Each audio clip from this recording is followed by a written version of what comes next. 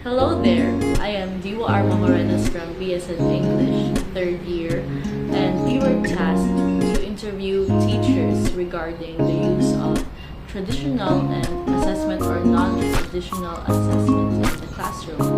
I had a lovely interview with Ma'am Doreen Hersaba from DLL or Department of Language and Literature in the College of Arts and Sciences, and here is how it went. Enjoy! Hi, I'm Doreen Hersaba. I've been in the university for 14 years already this year. I know, 15 years, turning 15 years. And yeah, I'm in the teaching career for that long, and I've been handling GE courses coming from the College of Arts and Sciences, Department of Languages and Literature, and I also handle major courses. So technically, it's more of GE and major technical courses na handle. Depending on how you want me to define it. How do you define it, ma'am? Wag na, alam mo na. Hindi, kasi when you go into contextualized definition of tradition, what is traditional to you, what isn't in the real context is actually phenomenological. So technically, what's something that is not technically appropriate for the phenomenon or for the situation or for the generation is already considered as traditional. But what is effective on the generation, Ang katong alternative. yeah, you call that an alternative because you custom fit it for the needs of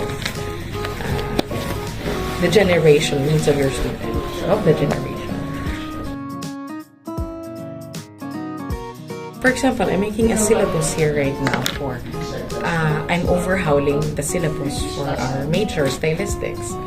So for example, during the previous year, there is a need for employment needs, since I'm also in charge of the internship of the department. I've noticed that the employment needs for our degree programs are usually in the advertising and communication. So technically, the assessments or the content and the assessment, of course, the assessment would matter also with the content, are leaning toward advertising. Advertising and language in advertising. Now, in this batch, though the same subject also in this year, however, mas marami ang mga students who want to go into teaching, pedagogical, So I transitioned, I added more content into my syllabus that is related to a lot of literary content for them to teach later on, because most of them would want to go into teaching as a career, and this time more of leaning of theater presentations sila, content analysis, critic paper, reflection paper for their for the analysis for the entire context of stylistics.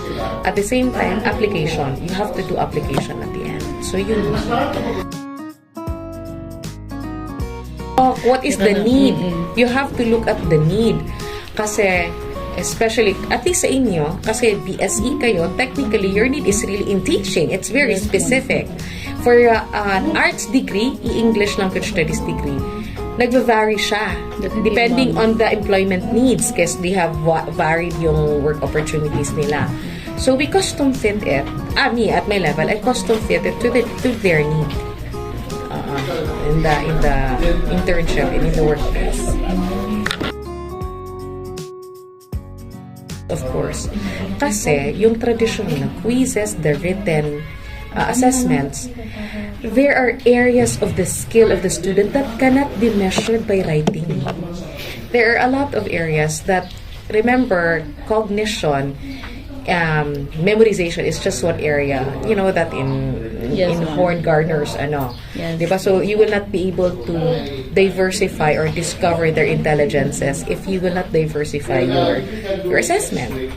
So you need to diversify it so that you will know your student is also good in kinesthetic, the other is good in linguistic, the other is good with with spatial or existential intelligence, hindi mo ma-maximize their intelligence if you will just have one way of measuring their, or assessing them, measuring what they know.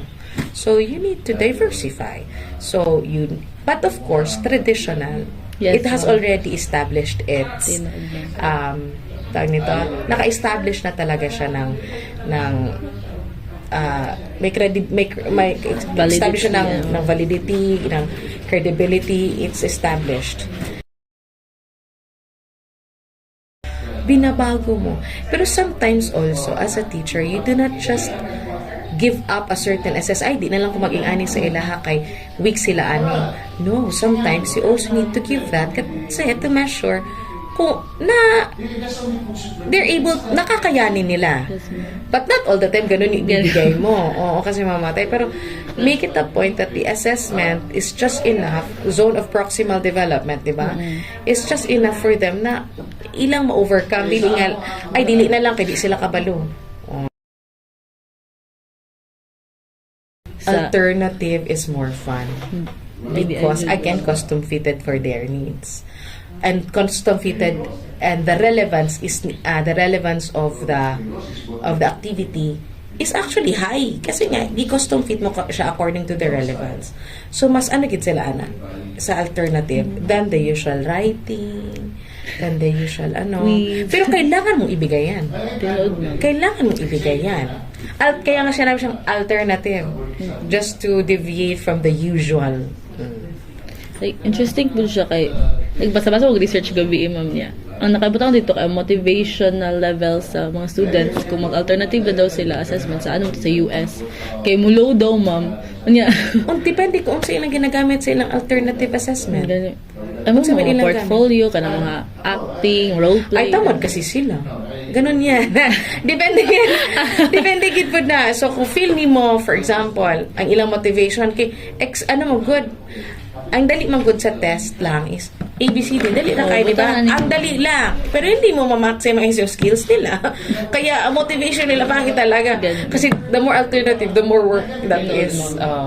So, as a teacher, you know kasi what your students need, but your students do not know.